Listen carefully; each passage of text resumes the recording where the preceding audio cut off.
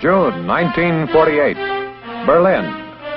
Ever since the end of the war, 3 years before, tension had been increasing between the Allied military government and the Soviet bosses of East Berlin. The Cold War was becoming warm.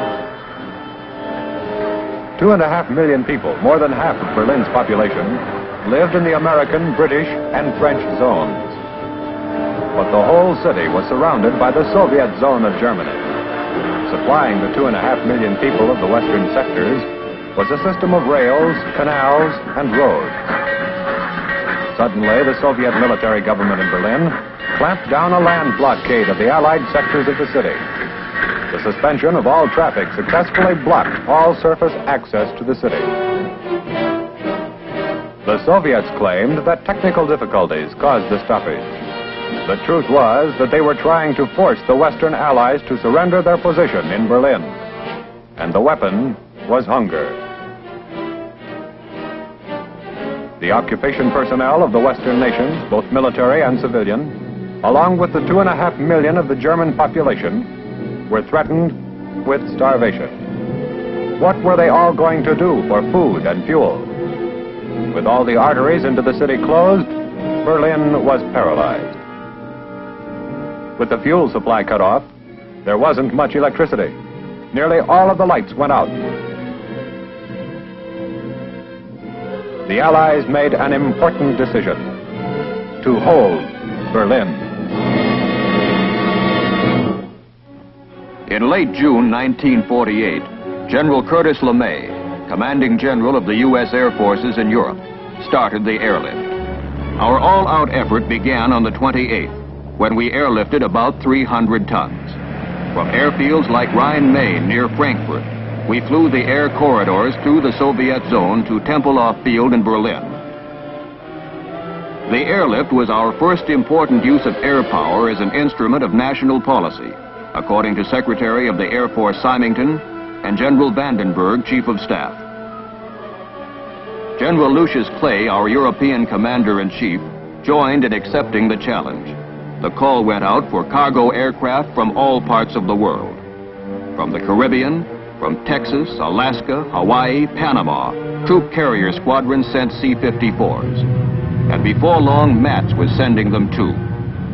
In the States, Westover was our jumping-off place for airlift planes preparing to span the Atlantic. The Combined Airlift Task Force headquarters was established at Wiesbaden. The entire operation was now in business in a big way. Army, Navy, and Air Force, working together, gave an inspiring example of joint action. And we mustn't forget that the British and the French gave much help. Headed by General William Tunner, who had been in charge of the aerial supply missions over the hump in Asia during World War II, the Airlift Task Force was ready for a long haul, pouring supplies into Berlin and bringing out manufactured goods. Rhine-Main was the chief air gateway of the corridor to Berlin. The Army Transportation Corps moved supplies in from ports and railheads in 10-ton trailers, about the cargo capacity of a C-54. Coal from the Ruhr, flour from our Midwest, sugar from Cuba, coffee from Brazil, butter and milk from Denmark, and many other supplies from many other places. Berlin's minimum daily requirement was about 4,500 tons of supplies. For several months in 1949, our deliveries averaged more than 7,500 tons a day. The Air Force assigned more than 300 airplanes and more than 20,000 men to the airlift.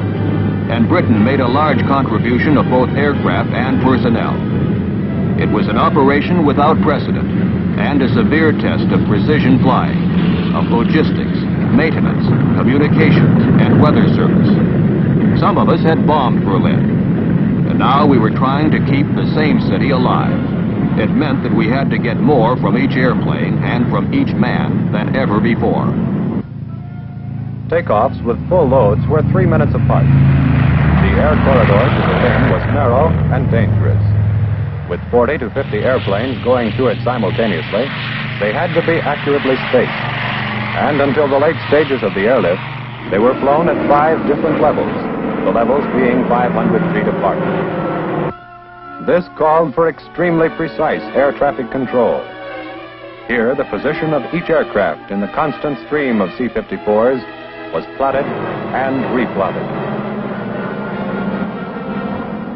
And every 3 minutes there was a landing at Tempelhof, the Berlin air terminus. Each aircraft in Operation Vittles flew 3 round trips every day to Tempelhof or to the other airfields in the Allied sector. At the end of the line, volunteer crews of displaced persons were always on hand to unload our aircraft, and it took an army of them.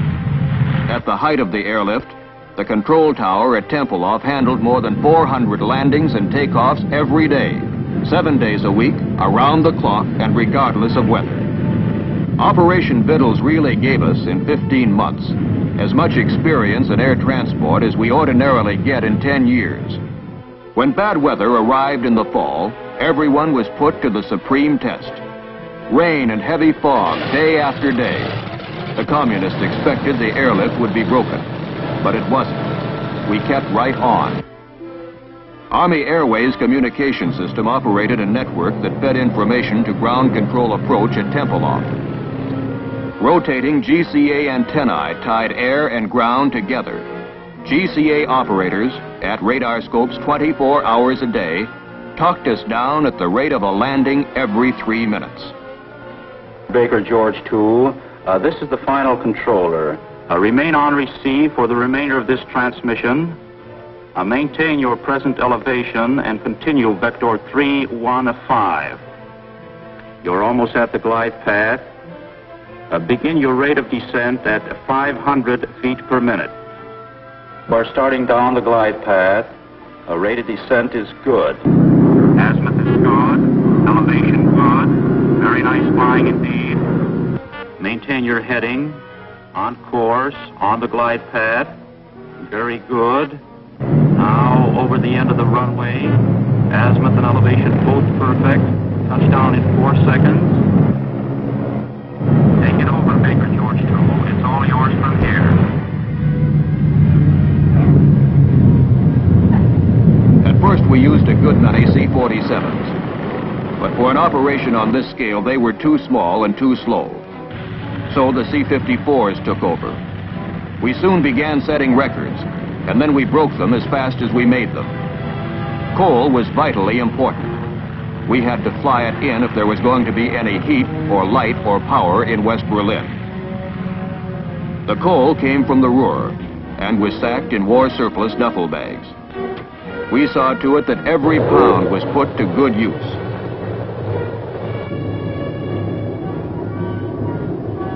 Berlin was saved because the airlift kept the fires burning, kept wheels turning, kept the ovens going. Not long before, we had been delivering bombs to compel peace. Now we were delivering bread to maintain that peace. The airlift cargoes kept the city alive. Before Operation Vittles, Berlin was one of the places where children cringed in terror at the roar of airplanes overhead.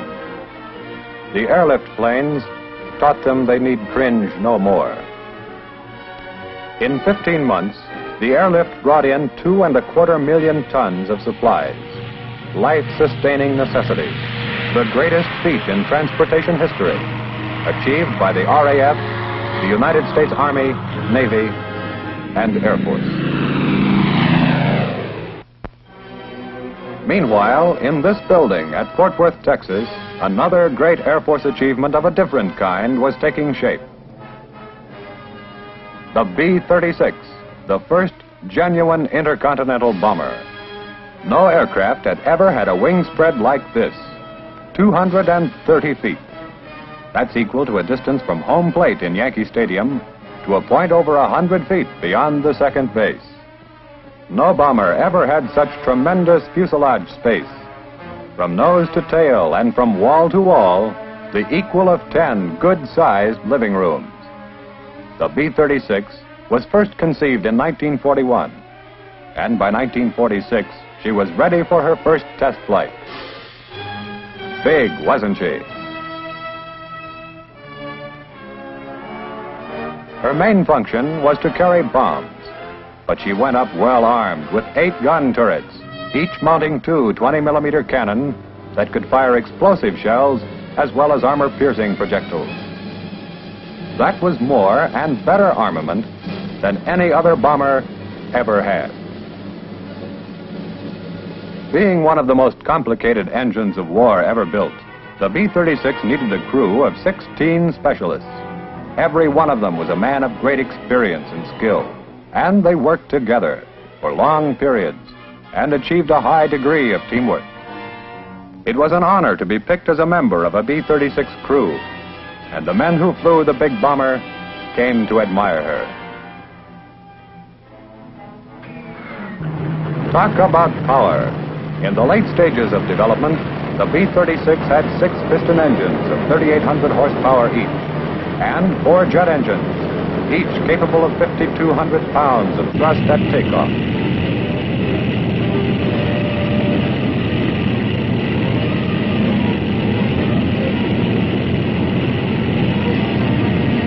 The big bomber had a much greater carrying capacity than any other aircraft so far produced.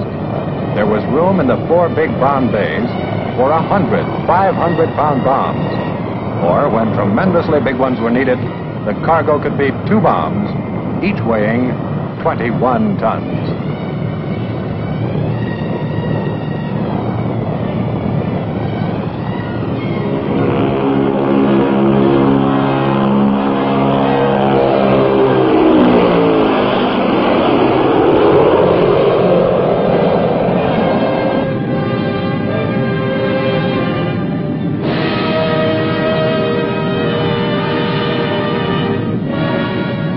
With its fuel load of 21,000 gallons, the B-36 had tremendous range, 10,000 miles without refueling, and a combat radius of more than 4,000 miles.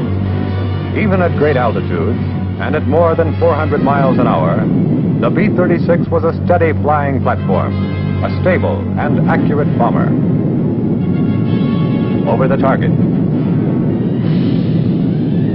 With its speed, armament, and high-altitude capability, the B-36 became the Strategic Air Command's Sunday punch. It gave the Air Force one of its best means of winning friends and influencing people. Largely because of this aircraft, the Strategic Air Command was the first military organization in history that could assault the heart of a remote enemy country from stateside bases within hours after the outbreak of a war.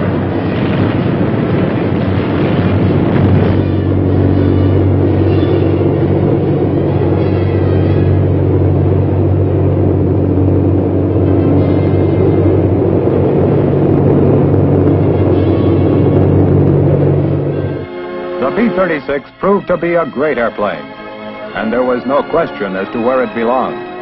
Right where it was, in the United States Air Force.